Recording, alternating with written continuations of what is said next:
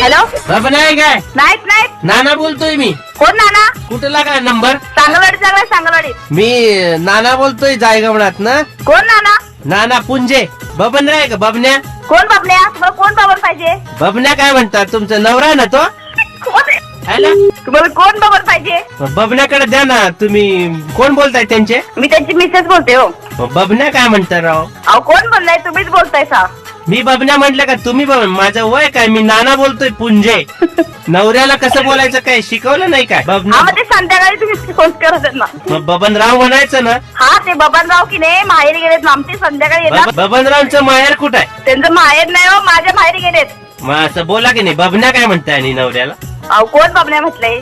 आता काय म्हणला बबन्या? झेंडूच्या तरूचं काय झालं विचारायचं होतं. दिला का नाही त्यानं? काय कुठले झेंडू ते का मला माहित नाही. ते तुम्ही त्यांनाच फोन करून डायरेक्ट विचारा संध्याकाळी. जरा आवाज खाली करून बोला ना. तुम्ही मोठ्या माणसाची वयाचं काय भान ठेवताय का नाही? नवऱ्याला पण बबन्या कधी म्हणता, कुठला नाना म्हणताय? तुमचं नाव काय? हेमा खरात. हेमा. खरात. घरात लागलाय का फोन? होय घरातच लागलंय. खरातांच्या घरात?